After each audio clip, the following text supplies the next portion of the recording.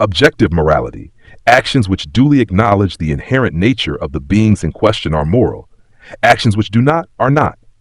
That's natural law. It's about facing reality, acceptance versus denial. There's nothing to believe and no room for debate on this core point. All the discussion lies in discerning that reality, those inherent natures. Then natural law is a bare assertion fallacy of a subjective standard.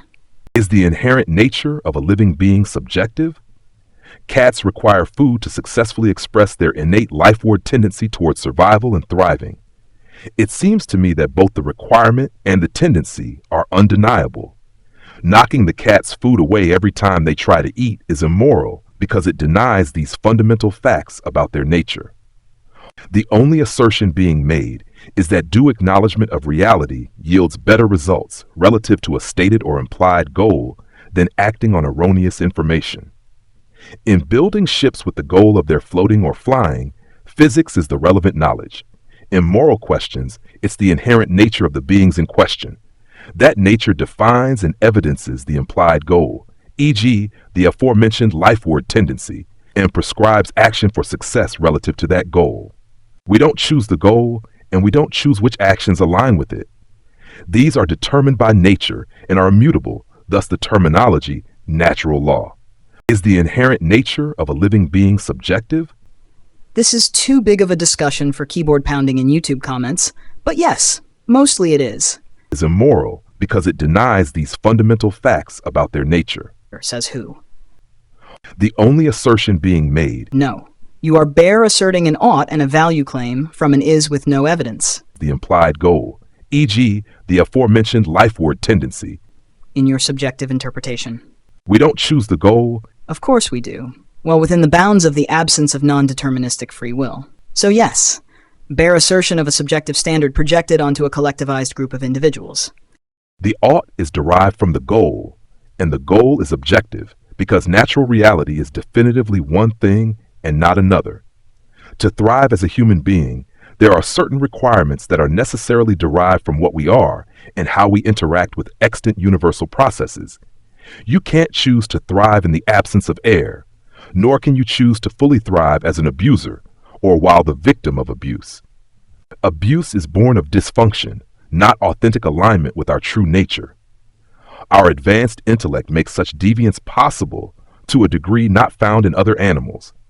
It also allows us to hyper-intellectualize our philosophy, such that we miss common sense aspects of our reality.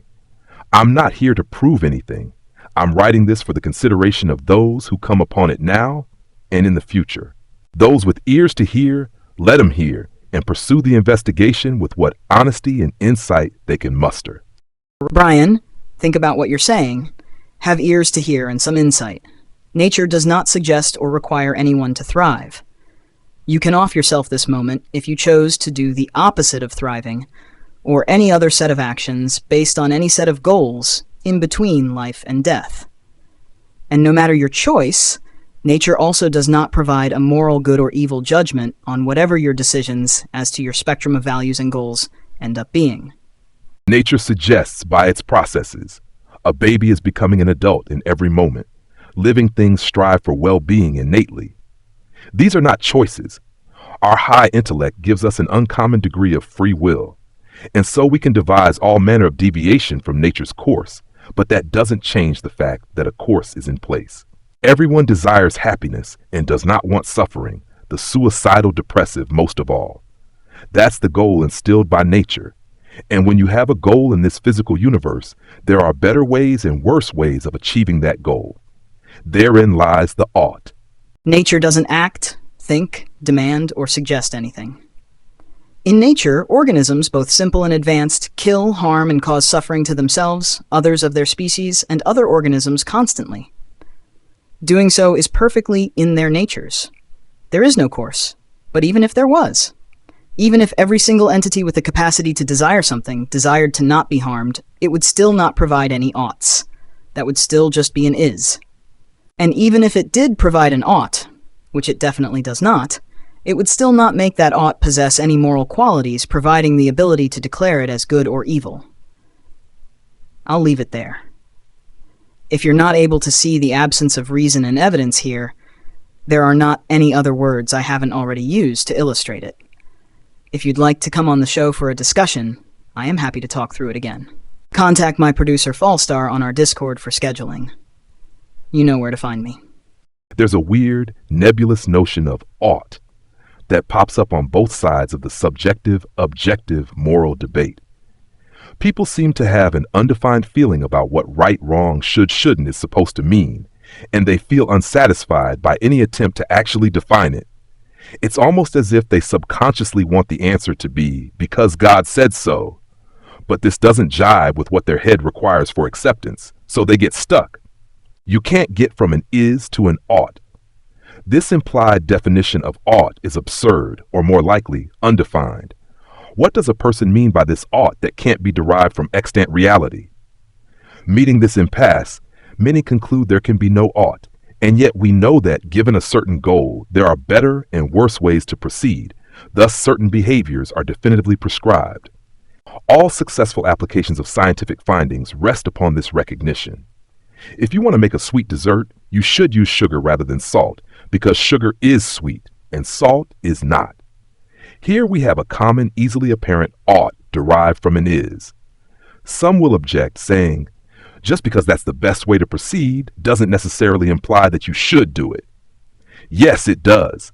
There is no other rational definition of should, and to set up an absurd definition only to knock it down is unproductive and bizarre, especially when a useful, rational definition is readily available. Now, we generally accept that reality has defined features, so the crux of the moral matter becomes the nature of the given goal, as this goal is the other necessary component of the ought. In the moral discussion, is the relevant goal subjective? No. The goal is innate, to survive, thrive, and authentically express. We could fiddle with these terms, some say pleasure or well-being, but however we describe it, it's extant and universal, yes, even amongst psychopaths and the suicidal, though perverted. Are the means subjective? No. The universe is definitively one way and not another, so the means will be defined by those qualities. The goal is objective, the means are objective, thus the ought is objective. Some call this natural law. Any dissatisfaction with this conclusive realization results from some preconceived, absurd, or undefined notion of what morality needs to be, or an erroneous rejection of the aforementioned premises, that both goal and means are objective. I'll reply to anything new here. You can refer to my previous responses for most of this, though. You can't get from an is to an ought. This implied definition of ought is absurd, or more likely, undefined. No, it's very well defined and understood in philosophy. Google it. It's also known as the fact-value dichotomy, Hume's law, Hume's guillotine, and others. If you want to make a sweet dessert, you should use sugar rather than salt, because sugar is sweet and salt is not. Here we have a common, easily apparent ought derived from an is. This shows in full view that you do not understand the objection at all. And I'm sorry, for I suppose that means with all my words I have failed to illustrate it. Or maybe you don't have the open eyes you're asking me to have to see it. P1. Sugar is a very effective ingredient for making sweet foods. P2. Paul wants to make sweet food. C1. Paul should add sugar to his food. P1 contains the is and can't get us to the conclusion by itself. P2 sets the goal and satisfies Hume's law. A few last things. Calling something absurd is not a counter-argument. Neither is bizarre or all those other adjectives. There is no innate universal goal to survive. I've given you a litany of disprovers. Just making the assertion over and over is not proving or evincing anything. You know where to find me to continue this discussion. I'm out of time for this medium. Why was the link I shared to the morality debate video removed? For anyone who does wish to explore these ideas here, I will address what was said. The ought has not been defined. Using words like moral, normative, and prescriptive do not in themselves give sufficient foundation to the idea. There must be some reason why something ought be done. Hume's fanboys can't find it, thus conclude it doesn't exist. They can't find it because they haven't defined where it would be. What would sufficiently prove their ought? God descending from the heavens to proclaim it? No, they'll say, it's still a subjective value judgment to care what God says. They've created an impossible standard for the ought, thus defining it absurdly. The only thing that compels or obliges is a goal, combined with limited means of attaining it. And we all have the same goal: to thrive, to achieve pleasure, satisfaction, well-being, however you want to say it. This applies to everyone because every single thing anyone ever does, they do because they believe they will feel better doing or having done it. There are no exceptions. This goal is objectively innate, as are the means of achieving it within a defined universe. This creates the only rational definition of the ought. Lol. It's literally the presuppositionalism of moral philosophy. Ipse dixit. Keep spouting names and phrases, but you still can't answer for what I'm saying. I'm not interested in speaking to someone with your approach to philosophy. I don't watch your videos. I came here for Corey, and I'm commenting for the consideration of others who may come upon these words, not to speak with you.